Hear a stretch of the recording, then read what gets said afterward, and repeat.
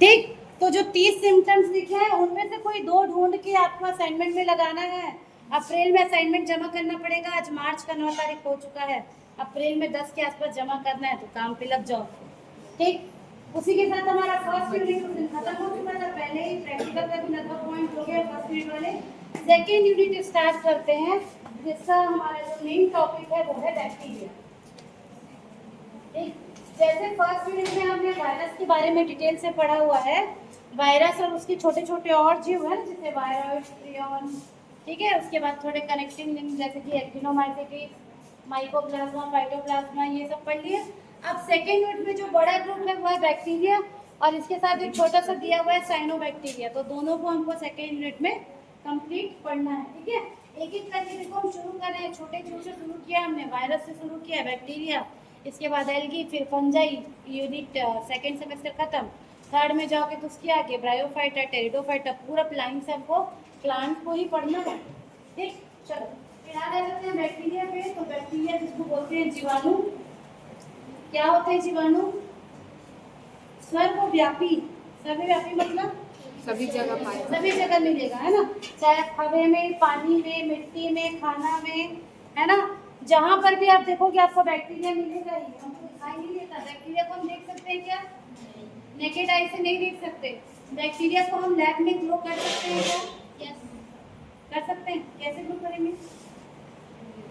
कुछ भी चीज, हाँ, उसको मीडिया देंगे। बैक्टीरिया को अगर हमको लैब में, जैसे एयर में भी बैक्टीरिया है ना, यहाँ आपके आसपास बहुत सारा बैक्टीरिया है जो आपको दिख नहीं रहा है, लेकिन अगर आपको उसको अपने लैब में ग्रो करना है तो एक पेट्री प्लेट में उसको खाना पानी बना दो, उसका मीडिया, और उसको कंडीशन दो, टेम्परेचर दो, प्रॉपर पीएच रखो मीडिया का, उसको जितना टेम्परेचर चाहिए ग्रो होने का वो दो, तो आपको प्लेट के ऊपर बैक्टीरिया नजर आएगा। लेकिन वो एक बैक्टीरिया नहीं होता, एक बैक्टीरिया को हम नहीं देख सकते। बैक्टीरिया की पूरी कॉलोनी जो होती है वो क्या होती है, हमको नजर आती है।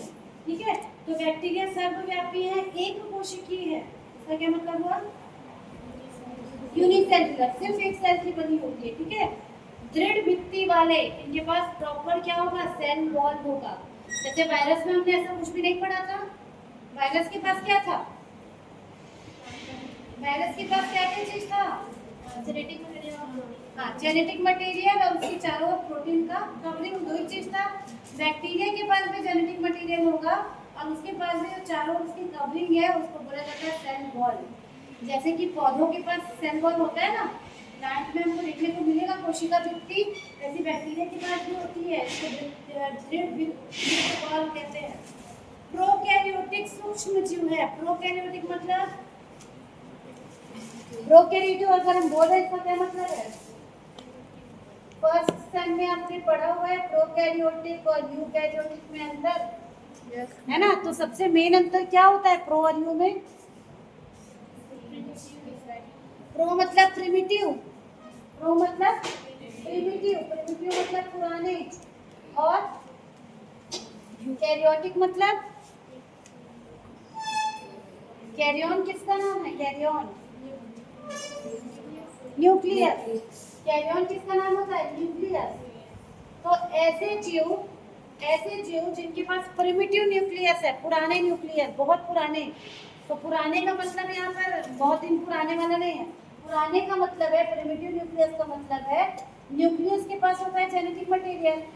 यूकैरियोट, अगर हम यूकैरियोट की बात करेंगे तो उनके पास इस जेनेटिक मटेरियल के चारों ओर इस तरह से एक आवरण होता है, ये कंप्लीट न्यूक्लियस कहलाता है। इसीलिए जो एडवांस है उनको यूकैरियोट बोलेंगे। प्रोकैरियोट में जेनेटिक मटेरियल के ऐसे चारों ओर हमको कोई भी आवरण देखने को नहीं मिलेगा, तो उनको क्या कहेंगे? प्रोकैरियोट। प्रोकैरियोट के एग्जांपल है कौन? आपके बैक्टीरिया। ठीक, तो क्या क्या लाइन हम बैक्टीरिया के लिए बोल सकते हैं? सर्वव्यापी है, सेल वॉल इनके पास होता है, सिंगल सेल होते हैं, प्रोकैरियोटिक होते हैं, और सबसे इम्पोर्टेंट बात क्या बोलेंगे? सूक्ष्म जीव होते हैं, बहुत छोटे जीव होते हैं जिनको हम अपनी आंखों से नहीं देख सकते हैं। हमको उनको देखने के लिए क्या चाहिए? माइक्रोस्कोप चाहिए। और इनकी संरचना भी बहुत सरल होती है। ठीक है, इतने सरल होने के बाद भी ये जंतुओं और पौधों में भयंकर रोग उत्पन्न करते हैं। उसमें लिखा है भयंकर। ह्यूमन में भी बहुत बीमारी करते हैं ना, बैक्टीरिया से बहुत सारी बीमारी होती है, और प्लांट में भी बहुत सारी बीमारी जो होती है बैक्टीरिया से होती है। इनका स्ट्रक्चर इतना सिंपल है फिर भी ये क्या कर सकते हैं? बीमारी कर सकते हैं, ठीक है। और विज्ञान की वह शाखा जिसके अंतर्गत हम जीवाणु और उनकी क्रियाओं का अध्ययन करते हैं उसको हम जीवाणु विज्ञान या बैक्टीरियोलॉजी कहते हैं। क्या कहेंगे? बैक्टीरियोलॉजी।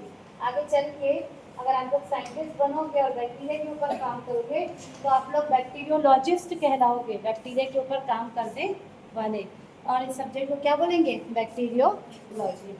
ठीक, चलिए उसके बाद इसके बारे में थोड़ी इसकी हिस्ट्री देखते हैं, इसका इतिहास। तो जीवाणु की खोज सबसे पहले किसने की थी? ऐसे की तो मैंने की थी तो किसने की थी? हिमांशु 11th 12th में पढ़े हुए। हाँ बोलो। हाँ, लीवेनहॉक ने, देखो गुड, इसको याद है। एंटोनी वॉन लीवेनहॉक नाम के एक साइंटिस्ट थे। बुक में इनकी फोटो भी बनी हुई है, ब्लैक एंड व्हाइट, पता नहीं पहचान पाओगे कि नहीं। एक पुराने जमाने के जज लोग जैसा बाल रखते थे ना, वैसे बाल है इनके। ठीक, तो एंटनी वॉन ल्यूवेनहॉक एक डच साइंटिस्ट थे, हॉलैंड के थे। उन्होंने इसको खोजा था। और उन्होंने किसमें खोजा था? ये खुद का एक माइक्रोस्कोप बनाए थे। देखो, माइक्रोस्कोप जब तक नहीं खोजा गया था हम बैक्टीरिया के बारे में नहीं जानते थे। कैसे पता चलेगा? हमको दिखाई नहीं दे रहा है। तो जो एंटनी वॉन लीवेनहॉक थे, है ना, एंटनी वॉन लीवेनहॉक है ना, पूछ सकता है इसको, ऑब्जेक्टिव में पूछेगा आपको कि बैक्टीरिया की खोज किसने की थी, तो लीवेनहॉक याद रखेंगे, ठीक है। तो एंटनी वॉन लीवेनहॉक ने अपने बनाए हुए सूक्ष्मदर्शी द्वारा दांतों की मैल में अनेक छोटे छोटे जीव देखे थे। अब पता नहीं किसके दांत में देखे थे, अपने के दूसरे के, ठीक है। तो उन्होंने उसमें देखा और उन्होंने इसको एनिमल क्यूल्स कहा था, बैक्टीरिया नाम नहीं दिया था। क्या कहा था? एनिमल क्यूल्स। एनिमल क्यूल्स मतलब एनिमल है ये और छोटे हैं इसलिए क्यूल्स कहा था। तो उन्होंने इसको एनिमल क्यूल मतलब बहुत छोटे छोटे कुछ जीव हैं ऐसा उन्होंने फर्स्ट टाइम देखा, तो बहुत आश्चर्य लगा हुआ, तो उन्होंने ऐसा नाम दे दिया, ठीक है। और वास्तव में यही क्या थे? बैक्टीरिया थे, ठीक। और ये देखने के साथ साथ उन्होंने ये भी बता दिया कि हमको 3 मेन आकृति में मिलता है, गोलाकार, छड़ाकार और सर्पिलाकार। तो एंटनी वॉन लीवेनहॉक ने ये भी ढूंढ लिया कि हमको इसकी 3 शेप, बैक्टीरिया की 3 शेप देखने को मिलती है। एक ऐसे गोल सा, एक छड़ सा और एक इस तरह से सर्पिलाकार। उन्हें इन 3 शेप के बारे में, इसके अलावा भी बहुत सारे शेप बैक्टीरिया के अभी नोन है ना। एक कॉमा शेप भी होता है और अलग अलग शेप भी होते हैं। जैसे वायरस के बहुत सारे शेप होते हैं वैसे बैक्टीरिया के भी होते हैं। लेकिन जो 2 या 3 मेन है, एक जनरली आपको ऐसा गोल स्ट्रक्चर मिलेगा, एक लंबा रॉड स्ट्रक्चर मिलेगा, इसको कहते हैं सर्पिलाकार, और इस तरह से और ऐसा रहता है जिसको बोलते हैं comma shape. Vibrio column, vibrio बीमारी करता है, ठीक है। तो अलग अलग शेप होते हैं। एंटनी वॉन लीवेनहॉक ने 3 शेप के बारे में बताया था, ठीक। इसी कारण से लीवेनहॉक को जीवाणु विज्ञान का जनक कहा जाता है। तो इसको नोट कर लो, फादर ऑफ बैक्टीरियोलॉजी किसको बोलेंगे? एंटनी वॉन लीवेनहॉक को। ऑब्जेक्टिव में पूछ सकता है आपको, फादर ऑफ बैक्टीरियोलॉजी, ठीक। उसके बाद एक साइंटिस्ट थे जिनका नाम था लीनियस। लीनियस का नाम सुने? क्या किए थे? हाँ, और क्लासिफिकेशन भी किया था इन्होंने, प्लांट के क्लासिफिकेशन में, है ना। कोर्स से हमें पढ़ोगे पूरा प्लांट का क्लासिफिकेशन पढ़ना है आपको, तो वहाँ पर इन्होंने क्लासिफिकेशन भी किया था। मतलब ये बहुत पुरानी बात है, 7300 पौधों का इन्होंने क्लासिफिकेशन किया हुआ है। तो उन्होंने इसको नाम दिया था बर्मीज। इनको बैक्टीरिया को इन्होंने बर्मीज नाम दिया था, बर्मीज। बर्मीज है, इसको नहीं पूछेगा उतना क्योंकि बर्मीज नाम प्रचलन में नहीं है, तो नहीं पूछेगा, ठीक है। उसके बाद और भी 2-3 साइंटिस्ट थे जिन्होंने इसको काम किया। और एक साइंटिस्ट थे जिनका नाम था एहरेनबर्ग। एहरेनबर्ग एक साइंटिस्ट है जिनका नाम है एहरेनबर्ग। इन्होंने बैक्टीरिया नाम दिया। इन्होंने क्या नाम दिया? बैक्टीरिया, ठीक है। तो 2-3 साइंटिस्ट के नाम आपको याद रखने हैं। एंटनी वॉन लीवेनहॉक ने पहली बार देखा, इन्होंने एनिमल क्यूल्स का, और इनको फादर और बैक्टीरियोलॉजी कहते हैं। उसके बाद एक साइंटिस्ट थे लीनियस, उन्होंने इसको बर्मिस नाम दिया।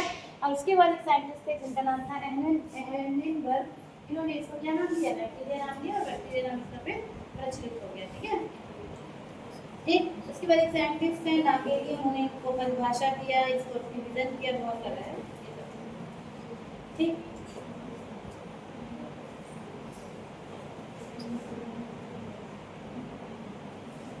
इसके बाद भी बहुत सारे साइंटिस्ट का नाम दिया, जैसे Lewis Pasteur.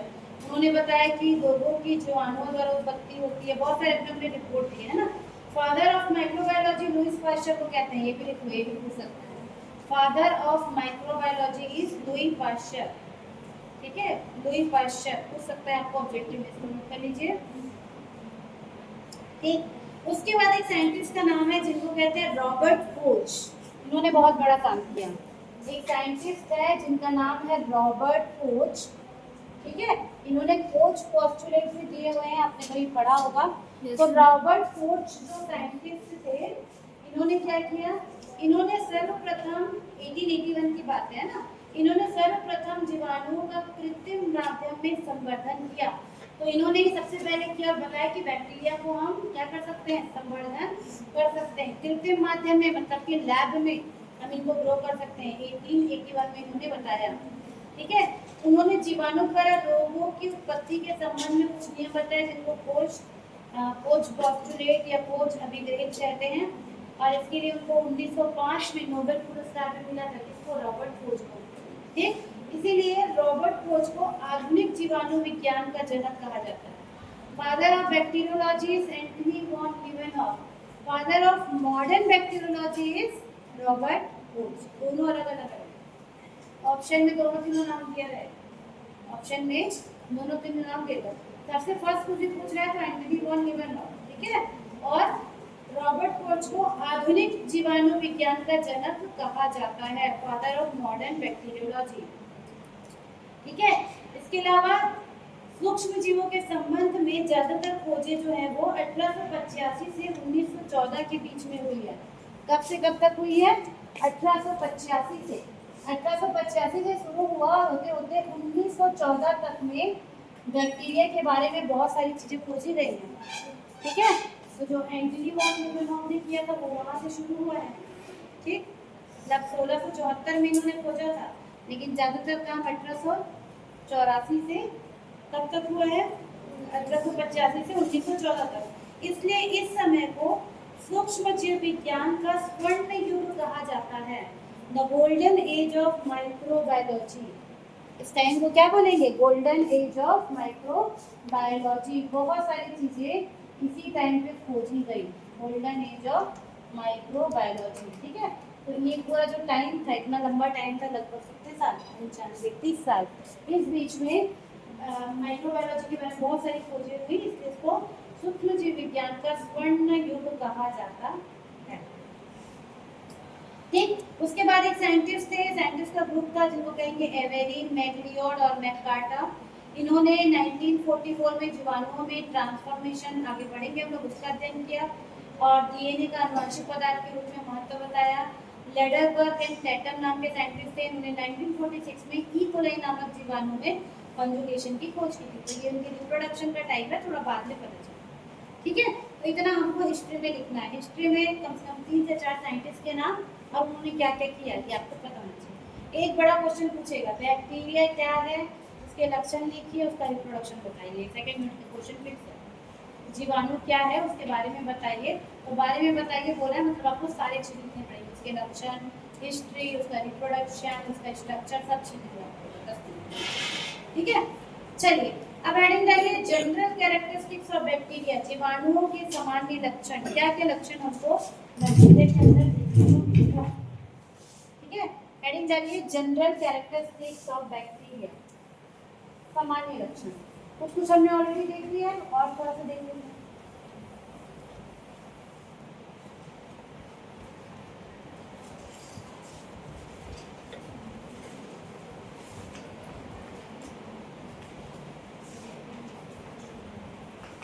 General characteristics of bacteria, ठीक है। ये देखिए, सबसे पहला कैरेक्टर, जीवाणु सरल संरचना वाले, अभी देखा था हमने, एकदम सिंपल स्ट्रक्चर है, एक कोशिकीय, यूनिसेलुलर, आर्क मतलब प्रिमिटिव जीव है। ये सारे पॉइंट देख लीजिए क्या क्या है, सरल संरचना वाले, एक कोशिकीय, प्रिमिटिव, आर्क जीव है जो जल, पृथ्वी, वायु तथा जीव सभी स्थानों में पाए जाते हैं, सर्वव्यापी हैं। एक लाइन में जो हमने पहले पढ़ा है वो सब लिख लिया, ठीक। उसके बाद सेकंड पॉइंट देखिए, स्वयंपोषी, ऑटोट्रॉफ, लिखिए स्वयंपोषी है, मृतोपजीवी हैं, परजीवी हैं, सहजीवी हैं, जितने प्रकार से जीवन जी सकता है सब मिलेगा। ऑटोट्रॉफ है, इसके अलावा सेप्रोफाइटिक है, मतलब सड़े गले पदार्थों पे भी मिलेगा। परजीवी पैरासाइट है, सहजीवी सिम्बायोटिक है। हर जगह बैक्टीरिया मिलेगा। जो बॉडी डिकम्पोज होती है ना, कोई भी चीज़ मर गया या पेड़ पौधे जो गलते हैं, है ना, पत्ते अगर नीचे गिर के गलते हैं, या कोई भी किसी भी एनिमल या कुछ की डेथ होती है तो जो खराब होता है, तो डिकम्पोजर का काम कौन करते हैं? बैक्टीरिया। ठीक है। इसके अलावा ये पैरासाइट है। पैरासाइट है मतलब होस्ट के अंदर भी मिलेगा।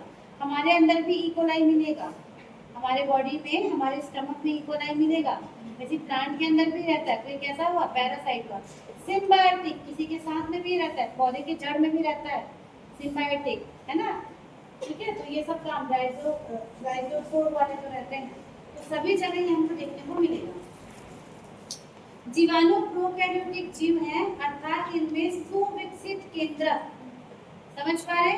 सुविकसित केंद्रक, केंद्रिक न्यूक्लियोलस, न्यूक्लियस, न्यूक्लियोलस, केंद्र झिल्ली, न्यूक्लियर मेम्ब्रेन, अंतः पृथ्वी जालिका, एंडोप्लाज्मिक रेटिकुलम, गोल्जी काय, गोल्जी बॉडी, माइटोकॉन्ड्रिया, लवक मतलब क्लोरोप्लास्ट आदि कोशिकाओं का अभाव होता है। मतलब ये सब कुछ भी नहीं मिलेगा। मिलेगा मत लिख देना, नहीं मिलेगा। वही आपको अपना पॉइंट लिखना है ना। ई कोलाई ऐसा नजर आता है जो हम बैक्टीरियोफेज के लिए बनाए थे ना, खाने के लिए। कहाँ पे बैठा था बैक्टीरियोफेज? कहाँ पे बैठे थे बैक्टीरियोफेज? यहाँ पे बैठे थे ना भाई, यहाँ पे। इसका डीएनए निकल गया, क्या कहलाएगा? वो जुगल है। तो ये जो डायग्राम बनाया था ये इकोलाई था। इकोलाई ऐसे ही नजर आता है, रेक्टेंगुलर शेप का। इसके ऊपर बस इस तरह का ऐसा सेल वॉल मिलेगा, बैक्टीरिया के ऊपर ऐसा सेल वॉल मिलेगा, और इसके अंदर इस तरह से इसका डीएनए मिलेगा, double standard circular DNA, genetic material. ठीक है। उसके अलावा यहाँ पर मिलेंगे आपको इस तरह से राइबोसोम। क्या मिलेगा? राइबोसोम। 70S टाइप का, दो टाइप के होते हैं, 70S और 80S। प्रोकैरियोट में 70S, यूकैरियोट में 80S। कुछ किसी बैक्टीरिया में से प्रोटीन वगैरह मिल सकते हैं छोटे छोटे, और कई ग्रुप में ऐसा एक छोटा सा और जेनेटिक मटेरियल मिलेगा जिसको कहेंगे प्लाज्मिड। इसको क्या कहेंगे? प्लाज्मिड। ये डीएनए हो गया, 70S राइबोसोम हो गया, प्लाज्मिड हो गया, और सेल वॉल हो गया। ठीक, इतना ही चीज हमको बैक्टीरिया में देखने को मिलेगा। इसके अलावा कुछ भी और नहीं रहता। इसीलिए इसको क्या बोल रहे हैं? सरल संरचना। सेल वॉल है तो इसके अंदर आपको इस तरह से सेल मेम्ब्रेन देखने को मिलेगा। ये ऊपर वाला क्या है? सेल वॉल, कोशिका भित्ति। इसके अंदर वाला जो है इसको बोलेंगे सेल मेम्ब्रेन। ठीक है। कोशिका झिल्ली, और इस कोशिका झिल्ली में कहीं कहीं पर इस तरह से अंदर की तरफ हमको फोल्डिंग देखने को मिलेगा, ऐसे फोल्डिंग। इसको कहते हैं मीजोजोम। मीजोजोम, ये मीजोजोम हमको रेस्पिरेशन में हेल्प करता है। किसमें हेल्प करता है? रेस्पिरेशन। तो इस बैक्टीरिया के पास इसके अलावा और कोई चीज नहीं है। अब क्या क्या चीज नहीं है फिर से बताओ? ये जो डीएनए है इसके चारों ओर क्या नहीं है? न्यूक्लियर मेम्ब्रेन नहीं है। ठीक है। और क्या चीज पड़े जो नहीं है? सुविकसित न्यूक्लियस। इसका न्यूक्लियस इतना ही है, जहाँ पर डीएनए उसी को न्यूक्लियस बोलेंगे। न्यूक्लियोलस, है ना। आप नॉर्मल न्यूक्लियस जैसे बनाओगे तो उसके अंदर एक ऐसा पार्ट होता है जो और डार्क कलर होता है। यहाँ पे डीएनए का जेनेटिक मटेरियल है। इसके अलावा एक और पार्ट होता है जिसको न्यूक्लियोलस कहते हैं। तो उसके पास वो भी नहीं है। माइटोकॉन्ड्रिया नहीं है, क्लोरोप्लास्ट नहीं है, अदर तरह के प्लास्टिक नहीं है, एंडोप्लाज्मिक रेटिकुलम नहीं है, गोल्जी बॉडी नहीं है, कुछ भी नहीं है बैक्टीरिया के पास। सिर्फ इतना ही स्ट्रक्चर है जो हमको दिखता है। ठीक। उसके बाद इनमें प्रारंभिक केंद्रक पाया जाता है तथा आनुवांशिक पदार्थ हिस्टोन रहित डीएनए होता है। इसका डीएनए कैसा है? हिस्टोन रहित, मतलब कि इसमें हिस्टोन नहीं पाया जाएगा। हिस्टोन एब्सेंट है। हिस्टोन क्या होता है? कैसा प्रोटीन होता है? किसमें मिलेगा हिस्टोन प्रोटीन? हिस्टोन प्रोटीन का काम क्या है? आपने पढ़ा है स्कूल में? हाँ पढ़े हो। क्या होता है? हाँ गुड। देखो हमारा जो डीएनए बहुत बड़ा होता है ना, हमारा डीएनए बहुत बड़ा है, प्लांट का डीएनए भी बड़ा है। इतने से कोशिका में जो हमको नजर नहीं आता, हम आंखों से एक कोशिका नहीं देख सकते, उसके अंदर न्यूक्लियस है। इसके अंदर क्या है? न्यूक्लियस है, केंद्र। उसके अंदर पूरा ऐसा जेनेटिक मटेरियल डीएनए ऐसा भरा हुआ है। इतने से जगह में इस पूरे डीएनए को बांध के रखने का काम करता है हिस्टोन प्रोटीन। कौन करता है? Histone protein. तो हिस्टोन प्रोटीन का होना एडवांस कैरेक्टर को शो करता है, यूकैरियोट में पाया जाएगा। हिस्टोन प्रोटीन आपको इस तरह का नजर आता है, ऐसा डायमंड टाइप का रहता है। H1, H2, H3, H4 उसके ऐसे प्रोटीन होते हैं। और डीएनए जो होता है ना, इसी के चारों ओर ऐसे ऐसे करके कॉइल रहता है, ऐसे ऐसे करके। जब आप क्रोमेटिन का स्ट्रक्चर पढ़ेंगे आगे कहीं तो पढ़ेंगे। फिर ऐसे कॉइल होगा, फिर और कॉइल होगा, ऐसे करके एकदम एकदम क्या बोलना चाहिए, कंजस्टेड वाला ये स्ट्रक्चर बनाता है क्रोमेटिन। ठीक है, तो हिस्टोन प्रोटीन यहाँ पे होता है। हमको ये बताना पड़ेगा क्योंकि ये प्रिमिटिव है, इसलिए यहाँ पर क्या है, हिस्टोन प्रोटीन नहीं पाया जाएगा। तो बैक्टीरिया में मिलेगा क्या, हिस्टोन प्रोटीन नहीं मिलेगा। इनकी जो कोशिका भित्ति है वो म्यूकोपेप्टाइड से बनी होती है। अब देखो इसका जो ये कोशिका भित्ति है, सेल वॉल, ये क्या का बना हुआ है, म्यूकोपेप्टाइड। अभी थोड़ा सा और डिटेल देखेंगे इसको, म्यूकोपेप्टाइड का बना होता है। प्लांट का क्या का बना होता है, सेलुलोज। प्लांट में हमने देखा हुआ है, प्लांट का सेलुलोज या हेमीसेलुलोज का बना होता है, अलग स्ट्रक्चर है। इनका म्यूकोपॉलीपेप्टाइड का बना होता है, म्यूकोपेप्टाइड भी बोल सकते हैं। इसके 3-4 नाम है, भी देखेंगे, और उसका यूनिट क्या है वो भी देखेंगे। ठीक है, तो इसका सेल वॉल क्या का बना हुआ है, म्यूकोपेप्टाइड का। आगे जब पढ़ेंगे फंगस का अलग तरह का बना होता है, उसको भी देखेंगे। ठीक है, तो ये म्यूकोपेप्टाइड का बना होता है। जीवाणु चर और अचर दोनों प्रकार के होते हैं, और चर जीवाणु में कशाभिकाएं होती हैं। बैक्टीरिया दोनों तरह के हो सकते हैं। एक बैक्टीरिया जो अपनी जगह से मूव नहीं कर सकता, चल नहीं सकता, और दूसरा जो चल सकता है। तो जो चल सकता है उसको बोलेंगे चल, जो नहीं चल सकता उसको बोलेंगे अचल। अगर ये चलने वाला बैक्टीरिया है तो इसके पास इस तरह से एक लंबा सा ऐसा स्ट्रक्चर बना रहेगा, जिसको कहते हैं फ्लैचिला। ठीक है, क्या कहेंगे, फ्लैचिला। कशाभिकाएं, वो फ्लैचिला ऐसे ऐसे ऐसे मूव करता है, तभी क्या होता है, बैक्टीरिया आगे की तरफ चलता है। ठीक, तो सभी में नहीं मिलेगा फ्लैचिला, जो बैक्टीरिया मूव कर सकते हैं उनमें देखने को मिलेगा। उसके बाद कुछ जीवाणुओं में क्लोरोफिल पाया जाता है, और बिखरी हुई पट्टिका और लैमिना में स्थित होता है। अब देखो कुछ कुछ बैक्टीरिया हैं जिनमें हमको जनरली अगर नॉर्मल कंडीशन में पूछेंगे तो बैक्टीरिया के अंदर क्लोरोफिल या क्लोरोप्लास्ट जैसा कुछ भी नहीं पाया जाएगा। लेकिन इन्हीं की एक कैटेगरी है जिसको कहते हैं क्या, साइनोबैक्टीरिया। क्या कहेंगे, साइनोबैक्टीरिया। इसी चैप्टर में आगे पढ़ना है। साइनोबैक्टीरिया ऐसे बैक्टीरिया जिनके अंदर क्लोरोप्लास्ट पाया जाता है, जो अपना खाना खुद बना सकते हैं। तभी तो हमने शुरू में लिखा ना कि ये स्वयं पोषी भी होते हैं। कैसे होते हैं, स्वयं पोषी। सब बैक्टीरिया नहीं, साइनोबैक्टीरिया। साइनोबैक्टीरिया को ही ब्लू ग्रीन एल्गी भी कहा जाता है। क्या कहेंगे, ब्लू ग्रीन एल्गी। ठीक है, साइनोबैक्टीरिया को ही ब्लू ग्रीन एल्गी भी कहा जाता है। ठीक, तो साइनोबैक्टीरिया ऐसे बैक्टीरिया जिनके अंदर क्लोरोप्लास्ट देखने को मिलेगा अलग टाइप की शेप में, जिसको लैमिना या पट्टिका शेप कहते हैं, क्लोरोफिल। ठीक है, जीवाणुओं में वास्तविक लैंगिक जनन नहीं होता, परंतु कुछ में जेनेटिक रिकॉम्बिनेशन होता है। देखो इनके अंदर जो रिप्रोडक्शन है, प्रजनन बहुत जरूरी है।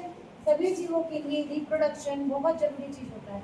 बिना रिप्रोडक्शन के कोई मतलब का नहीं है दुनिया में आके, है ना। अगर आप अपने जैसे जीव नहीं बना सकते तो उसका कोई अस्तित्व नहीं है। तो इनके अंदर सेक्सुअल रिप्रोडक्शन एग्जैक्ट नहीं पाया जाता, एग्जैक्ट सेक्सुअल रिप्रोडक्शन नहीं पाया जाता है ना। एसेक्सुअली करते हैं हम लोग, देखेंगे बाइनरी फ्यूजन करते हैं, बडिंग करते हैं, लेकिन सेक्सुअल रिप्रोडक्शन नहीं पाया जाता है। फिर भी इनके अंदर कुछ ऐसी प्रोसेस होती है जिसमें जेनेटिक रिकॉम्बिनेशन होता है। जेनेटिक रिकॉम्बिनेशन होता है मतलब जीन्स का एक्सचेंज होता है। एक बैक्टीरिया से दूसरे बैक्टीरिया में जो डीएनए है, जो जीन्स है, वो ट्रांसफर होते हैं। तो कई बार उसी को ही सेक्सुअल रिप्रोडक्शन मानना जाता है। इसके 3 मेथड है, ट्रांजक्शन, कंजक्शन वाला। जो जब मैं बैक्टीरियोफेज पढ़ा रही थी तो आपको बताया होगा, ट्रांसफॉर्मेशन याद करो, किसी को याद है। जब वो जाता है तो बैक्टीरिया का थोड़ा सा डीएनए अपने साथ ले जाता है और कहीं और जाके ले जा देता है ना। तो वो भी एक मेथड है क्या का, सेक्सुअल रिकॉम्बिनेशन का, जेनेटिक रिकॉम्बिनेशन का। तो अगर एग्जैक्ट पूछा जाए कि इनमें सेक्सुअल रिप्रोडक्शन होता है तो कि नहीं, तो नहीं होता है, लेकिन जेनेटिक रिकॉम्बिनेशन या जेनेटिक एक्सचेंज होता है। तो कई साइंटिस्ट इसको सेक्सुअल रिप्रोडक्शन ही मानते हैं, है ना। तो ऐसे नहीं पूछेगा होता है कि नहीं, बताओ, ऐसा नहीं पूछेगा। ठीक है, जेनेटिक रिकॉम्बिनेशन अनुवांशिक पुनर्विभाजन इनमें होता है। इनमें जनन मुख्यतः फीजन मतलब विखंडन या बडिंग मुकुलन के द्वारा होता है, और कई बार अलैंगिक जनन विभिन्न प्रकार के बीजाणु जैसे कि चल बीजाणु, कोनिडिया अथवा अंतर बीजाणु, एंडोस्पोर, एक्सोस्पोर, मतलब छोटे छोटे स्पोर भी बैक्टीरिया जो है वो बनाता है। उससे क्या करता है, ये रिप्रोडक्शन करता है। ठीक, यहाँ तक हो गया।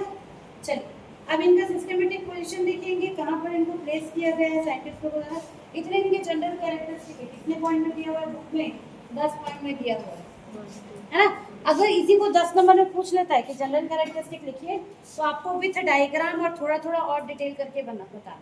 सिर्फ इतना लिखने से 10 नंबर नहीं मिलेगा। एक अच्छा सा बैक्टीरिया का डायग्राम बनाओगे और अभी जो आगे और पॉइंट पढ़ेंगे वो सबको भी आप ये जो भी लक्षण वाले लिखे हैं उसमें डालते जाओगे, तब आपका 10 नंबर का ये क्वेश्चन आंसर बनेगा। ठीक है, चलो तो देखते हैं उनका क्लासिफिकेशन। देखते हैं 4 लाइन में क्लासिफिकेशन दिया हुआ है कि कैसे साइंटिस्ट लोगों ने इनको क्लासीफाई किया है। जनरली बैक्टीरिया का क्लासिफिकेशन आपको नहीं पूछेगा क्योंकि बहुत बड़ा टर्म है। बर्जेस मैनुअल करके एक बुक है बैक्टीरिया का, जो क्लासिफिकेशन का बुक बना है, इतना सारा 13 वॉल्यूम, इतने मोटे मोटे बुक इसके ऊपर छपे हुए हैं, है ना। G+C रेशियो के हिसाब से बैक्टीरिया को क्लासिफाई करते हैं। पर अभी के लिए आप याद रख सकते हो बैक्टीरिया का सिस्टमेटिक पोजीशन, तो इसको सब किंगडम रखा गया है थैलोफाइटा के अंदर। इसको लिख लीजिए, सिस्टमेटिक पोजीशन क्या है बैक्टीरिया का, कहाँ पर ये आता है। तो सिस्टमेटिक पोजीशन है, इसका सब किंगडम है। अरे ये जो इतना मान लेंगे कि केरला साइंटिस्ट अलग अलग तरह से इसको बनाते हैं, वैसे नहीं पूछेगा बट फिर भी थोड़ा सा याद रख लो। सब किंगडम है थैलोफाइटा, इनको थैलोफाइटा के अंदर रखा गया है। ठीक है, उसके बाद इनका डिवीजन है साइजोमाइक्रोफाइटा, इनका डिवीजन है साइजोमाइक्रोफाइटा, बुक में भी दिया हुआ है, पीडीएफ में आपको मिल जाएगा। ठीक है, उसके बाद इनका क्लास है साइजोमाइसिटीज, इनका क्लास है साइजोमाइसिटीज। ठीक, और इनका ऑर्डर है यूबैक्टीरियल्स, इनका ऑर्डर है यूबैक्टीरियल्स। ठीक है, उसके बाद इसका जीनस आएगा और स्पीशीज आएगा। तो वहाँ पर आप जिस बैक्टीरिया की लिए बात करें वो लिख सकते हो, जैसे कि ई कोलाई के लिए लिखेंगे इस्टीरेशिया कोलाई, ऐसे लिख सकते हैं। ठीक है, फॉर एग्जाम्पल। वैसे ये नहीं पूछेगा, मेनली आपको लक्षण और रिप्रोडक्शन को पूछता है, क्योंकि ये भी अलग अलग तरीके से किया गया है ना, क्लासिफिकेशन बहुत लंबा चौड़ा है। ठीक है, तो याद रखना चाहो तो रख सकते हैं, नहीं तो छोड़ सकते हैं। चलिए, इसके बाद हेडिंग डालिए अल्ट्रा स्ट्रक्चर ऑफ बैक्टीरिया।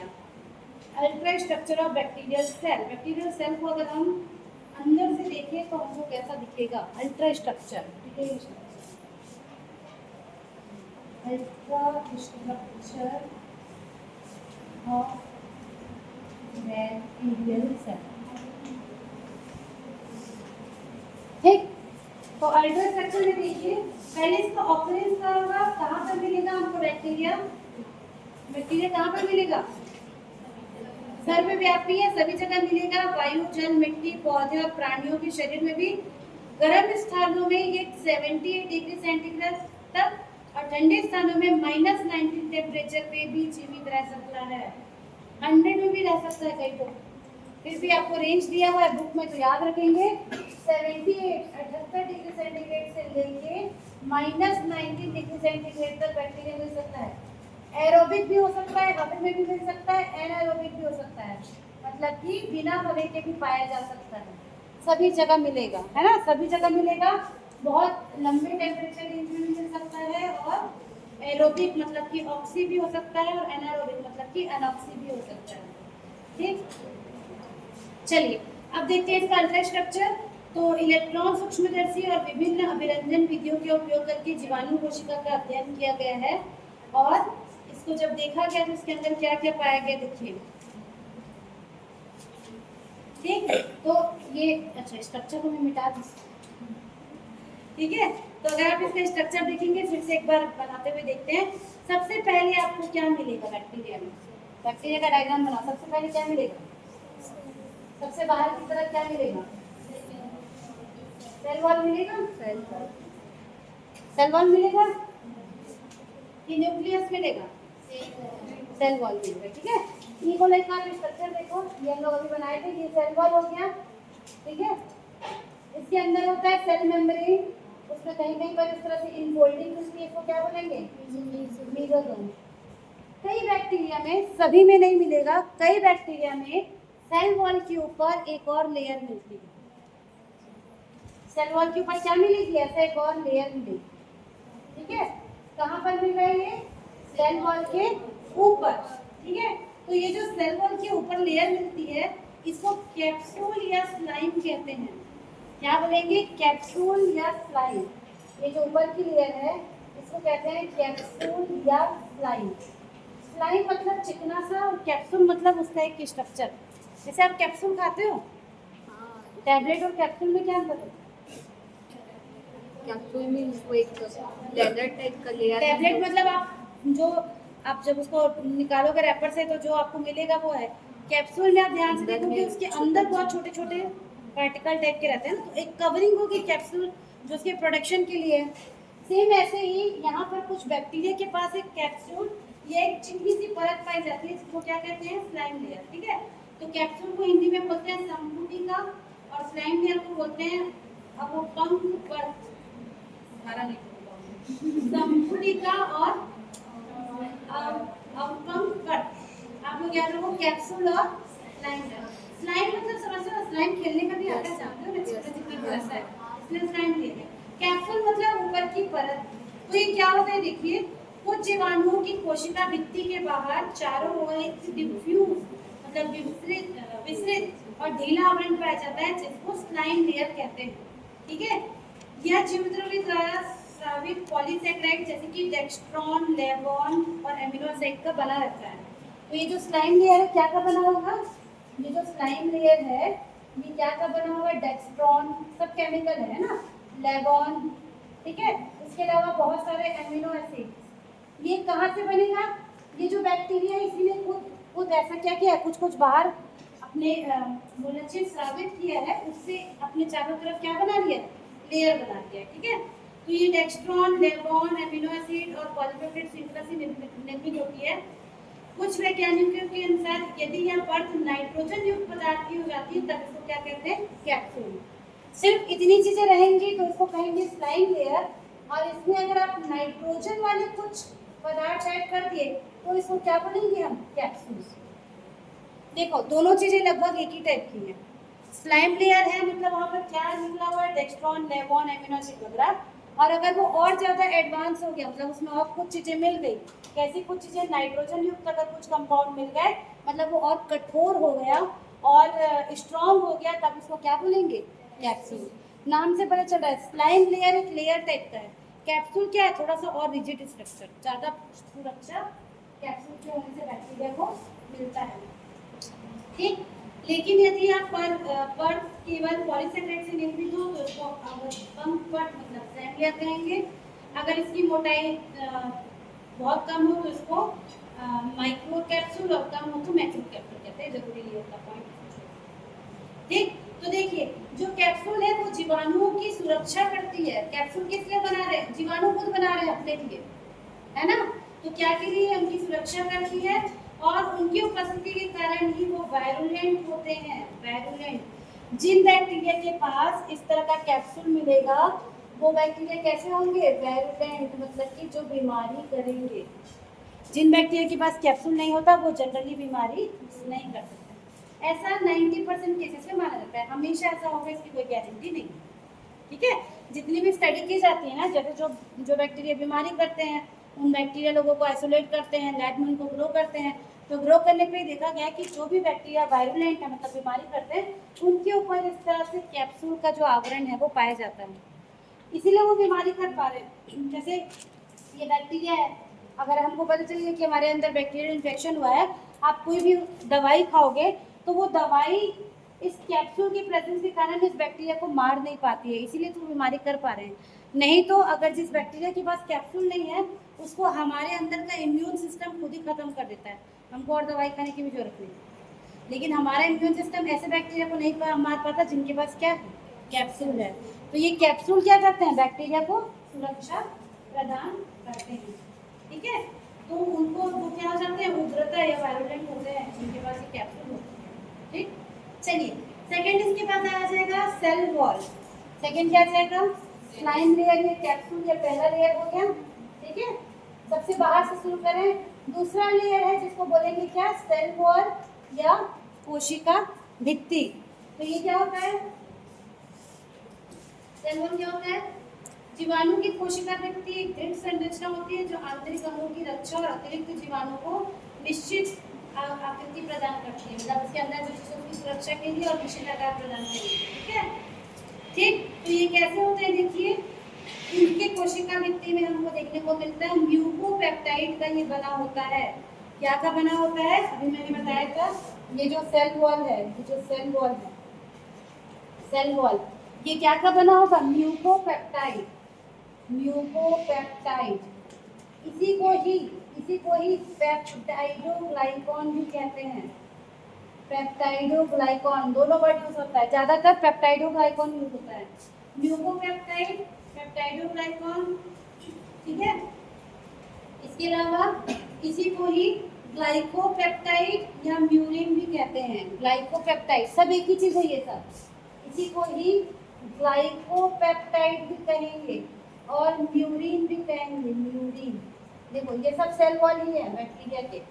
ज्यादातर आपको पेप्टाइडोग्लाइकॉन वर्ड देखने को मिलेगा, है ना, लेकिन इसको म्यूकोपेप्टाइड, पेप्टाइडोग्लाइकॉन, ग्लाइकोपेप्टाइड और म्यूरिन, ये सब नाम है किसके, सेल वॉल के। सेल वॉल ये सब का मिलकर बना होता है, ठीक। और ये हेटेरोपॉलीमर है, मतलब कि विषम बहुलक है जो 3 प्रमुख घटकों का बना होता है।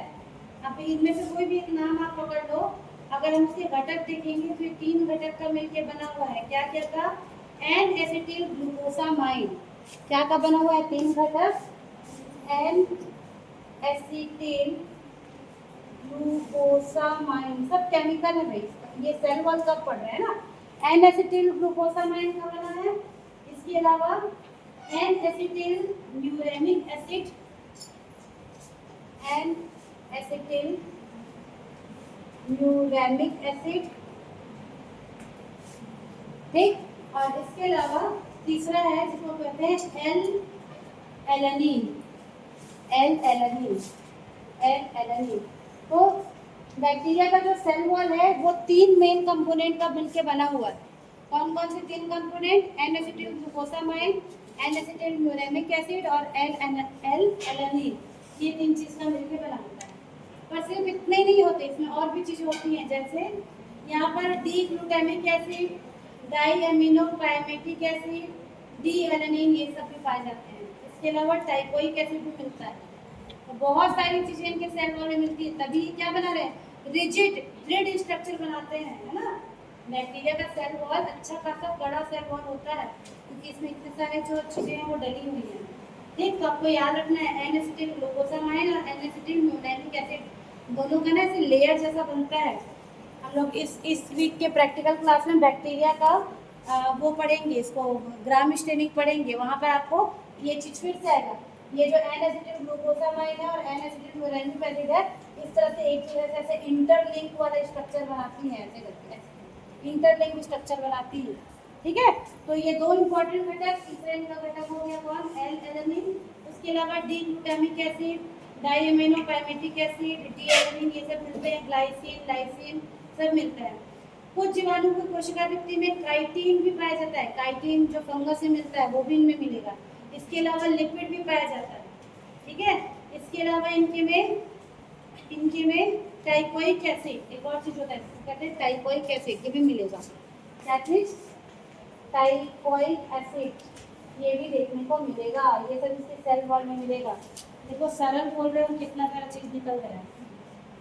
तो जिसको कॉम्प्लेक्स बोलेंगे उसमें क्या क्या निकलेगा फिर है ना, ठीक है। तो इतना डिटेल हमको इसके सेल वॉल की भी बताना पड़ेगा कि बैक्टीरिया के सेल वॉल में ये सब देखने को मिलता है। चलिए तीसरा आ जाइए, सेल मेम्ब्रेन, कोशिका कला। तीसरा क्या है, सेल मेम्ब्रेन या कोशिका कला। तो कोशिका कला में क्या क्या देखने को मिलेगा, तीसरा सेल मेम्ब्रेन, ठीक है।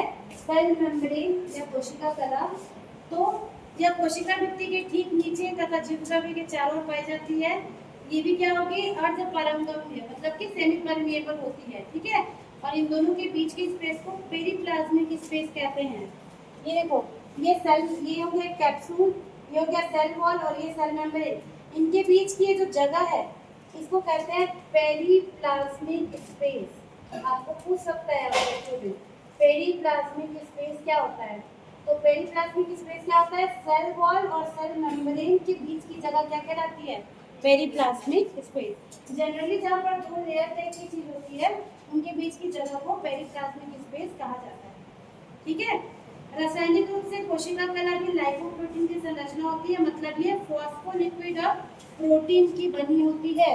तो ये क्या का बना होगा? ये भी आपका फॉस्फोलिपिड और प्रोटीन का मिलकर बना हुआ होता है। जो प्लाज्मा मेम्ब्रेन है, हम लोग ऐसा वाला जो स्ट्रक्चर बनाते हैं ना, ये वाला, इसी को कहते हैं फॉस्फोलिपिड। ठीक है। और बीच बीच में इसमें क्या होता है? ऐसे प्रोटीन होता है। तो प्लाज्मा मेम्ब्रेन का जैसा स्ट्रक्चर बनाते हैं वैसा ही स्ट्रक्चर का आपका बैक्टीरिया का भी जो सेल मेम्ब्रेन है वो बना हुआ होता है। ठीक। और कोशिका कला में कोशिका भित्ति के घटकों को बनाने वाले लिपिड और एंजाइम ये सभी मिलते हैं। ठीक। अनेक जीवाणुओं में कोशिका कला अंतर्वर्णित होकर इनफोल्ड होकर मीजोसोम का निर्माण करते हैं। ये क्या हो गया? अंदर की तरह इस तरह से मुड़ के क्या बनाता है? मीजोसोम। ठीक है। तो इसको पूछता है, ऑब्जेक्टिव में पूछेगा मीजोसोम क्या स्ट्रक्चर है, तो आपको बताना पड़ेगा infolding of plasma membrane. Infolding मतलब अंदर की तरह फोल्ड हुआ क्या? प्लाज्मा मेम्ब्रेन क्या बना लेगा? मीजोसोम। ठीक है। ठीक। और मीजोसोम कोशिका कला के विशेष भाग का निरूपण करते हैं, किंतु इनमें इनका एग्जैक्ट क्या काम है ये नहीं पता। लेकिन कई जगह पे स्टडी में ये पाया गया है कि ये यूकैरियोट कोशिकाओं की माइटोकॉन्ड्रिया के समान इनको माना जाता है। मतलब ये क्या काम करता है? श्वसन का काम करता है। तो अगर पूछा जाएगा बैक्टीरिया सेल में श्वसन कहाँ पर होता है, तो प्लाज्मा मेम्ब्रेन के मीजोसोम। ठीक। इसके अलावा जो प्लाज्मा मेम्ब्रेन है ये कोशिका भित्ति का निर्माण और उसके बाहर अगर उनको कोई केमिकल अगर रिलीज होता है तो उसमें भी सहायक होते हैं। कौन? Plasma membrane. ठीक। चलिए, चौथा है साइटोप्लाज्म या कोशिका द्रव्य। चौथा इसके अंदर आ जाएगा क्या? साइटोप्लाज्म या कोशिका द्रव्य। साइटोप्लाज्म मतलब ये प्लाज्मा मेम्ब्रेन के अंदर का जितना एरिया है, ये पूरा एरिया ये एक द्रव्य से भरा हुआ है जिसको क्या बोलेंगे? साइटोप्लाज्म या कोशिका द्रव्य। तो ये क्या होता है? देखिए, न्यूक्लियोइड तथा कोशिका कला के मध्य में पाए जाने वाले कोशिका द्रव्य। इसके अंदर आपको कार्बोहाइड्रेट, प्रोटीन, लिपिड, खनिज तत्व, लवण, विटामिन और जल का मिश्रण मिलेगा। क्या क्या मिलेगा? देखो, सब चीज मिलेगा छोटा छोटा। कार्बोहाइड्रेट मिलेगा क्योंकि आपका लाइपोप्रोटीन वगैरह का तो ये बना हुआ है। प्रोटीन मिलेगा, लिपिड मिलेगा, खनिज तत्व यहाँ अंदर ऐसे छोटे छोटे छोटे छोटे सब चीज आपको मिलेगा। क्या क्या मिलेगा? क्या क्या मिलेगा इसके अंदर? कार्बोहाइड्रेट है ना, सारा चीज बहुत सिंपल स्ट्रक्चर में। ठीक है। कार्बोहाइड्रेट, लिपिड और क्या बोलिए, प्रोटीन, कुछ मिनरल्स। वो बैक्टीरिया कहाँ पर है, क्या काम करता है, उसके आधार पर चीजें मिलती हैं, है ना। ठीक है। तो ये सब हमको साइटोप्लाज्म में छोटे छोटे ऐसे स्ट्रक्चर के रूप में देखने को मिलेंगे। इसके अलावा ग्लाइकोजन मिलेगा। सल्फर और आयरन, जीवाणुओं में सल्फर और आयरन भी मिलेगा। ऐसे बैक्टीरिया जो सल्फर और आयरन का यूज करते हैं, है ना, अपना भोजन बनाने के लिए, उनमें सल्फर और आयरन भी मिलेगा। ठीक है। इसके अलावा क्या नहीं मिलेगा? तो इनके अंदर mitochondria, Golgi body, endoplasmic reticulum, लवक आदि का पूर्णतः अभाव होता है। ये सब नहीं मिलेगा। कुछ प्रकाश संश्लेषी जीवाणुओं में लैमिले मिलेगा। ठीक है। जो कि पौधों के थैलाकोइड के समान होती है, मतलब फोटोसिंथेसिस कर सकती है। इसके अलावा कोशिका द्रव्य में बिखरे हुए अनेक 70 टाइप के राइबोसोम मिलेंगे। ठीक। तो यहाँ पर क्या मिलेगा? बाकी चीजें छोटी छोटी मिल रही है, यहाँ पर आपको इस तरह से 70 राइबोसोम देखने को मिलेगा, है ना। मैंने भी मुझे इसके बारे में बात करी है। 70 राइबोसोम 2 यूनिट का मिलकर बना होता है, 50 और 30। ठीक। तो राइबोसोम प्रोटीन संश्लेषण के समय एकत्रित होकर पॉलीराइबोसोम बनाते हैं और ये भी क्या करेंगे? डीएनए से आरएनए बनाने का काम करते हैं। ठीक। चलिए, अगला जो इसके अंदर मिलेगा उसको कहेंगे न्यूक्लियोइड या केंद्रक न्यूक्लियोइड। ठीक है। पांचवा जो इसके अंदर मिलेगा जिसको हम कहेंगे न्यूक्लियोइड। न्यूक्लियोइड मतलब वो रीजन जहाँ पर इनका डीएनए जो है वो पाया जाएगा, उसको कहेंगे क्या? न्यूक्लियोइड। ठीक है। तो इसमें क्या देखिए, जीवाणु में स्पष्ट झिल्ली युक्त शक्ति केंद्र तो नहीं पाया जाता। यहाँ पर डीएनए एक वृत्ताकार गुणसूत्र के रूप में पाया जाता है। तो बैक्टीरिया का जो डीएनए वो कैसा मिलता है? ऐसा गोल वृत्ताकार और इस तरह से डबल स्टैंडर्ड डीएनए इनके अंदर देखने को मिलता है। ठीक है, सर्कुलर डबल स्टैंडर्ड डीएनए हमको इसके अंदर देखने को मिलता है, जिसमें हिस्टोन प्रोटीन का अभाव होता है। ठीक है, और इसको जिनोफोर भी कहते हैं कई बार। इनका जो केंद्रक है वो प्रिमिटिव है, मतलब इसमें न्यूक्लियोलस नहीं पाया जाता। ठीक है, और एग्जाम्पल दिया है कि जो इकोलाई बैक्टीरिया है उसमें 700 से लेके 1400 माइक्रोन लंबा डीएनए पाया जाता है, जो 2 स्ट्रैंड में हमको मिलता है। इतना ही पॉइंट इसके लिए लिखना है। ठीक है, तो ये क्या है, जेनेटिक मटेरियल इनका डीएनए कैसा है। DNA double standard circular DNA, circular DNA. ठीक, ये हमको मिलेगा। छठवां और लास्ट पॉइंट इसके अंदर जो हमको देखने को मिलता है उसको हम कहते हैं प्लाज्मिड। प्लाज्मिड भी इसके अंदर मिलेगा, ऐसा छोटा सा गोल सा स्ट्रक्चर रहता है, इसको कहते हैं प्लाज्मिड। प्लाज्मिड भी एक तरह का क्या है, डीएनए ही होता है। प्लाज्मिड भी क्या है, डीएनए। ठीक है, देखो जो मेन डीएनए है उसको कहेंगे जेनेटिक मटेरियल। बैक्टीरिया का जेनेटिक मटेरियल क्या है, डीएनए है। ठीक है, प्लाज्मिड को कहते हैं एक्स्ट्रा जेनेटिक मटेरियल।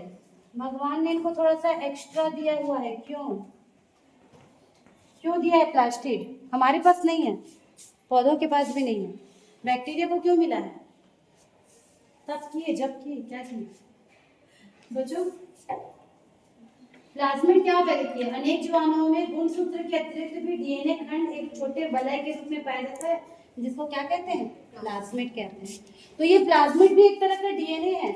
ये एक्स्ट्रा पावर है बैक्टीरिया के पास, क्या है, एक्स्ट्रा पावर। जिन बैक्टीरिया के पास ये प्लाज्मिड होता है उनके पास किसी न किसी दवाई से बचने की शक्ति होती है। मतलब एक तरह से उनके पास क्या है, ढाल है। मतलब ये प्लाज्मिड से जो प्रोटीन मिलेगा, हो सकता है उस प्रोटीन के कारण ये जो बैक्टीरिया है, ये बहुत सारे जो आप एंटीबायोटिक्स लेते हैं उससे क्या हो सकता है, बच सकता है। और ये प्लाज्मिड को बैक्टीरिया एक बैक्टीरिया से दूसरे बैक्टीरिया में बांट भी सकते हैं। मतलब अपना तो खुद रेजिस्टेंस होंगे, अपने भाई बहन को भी और तुम ये प्लाज्मिड लो, उससे तुम्हारा कोई कुछ नहीं बिगाड़ पाएगा।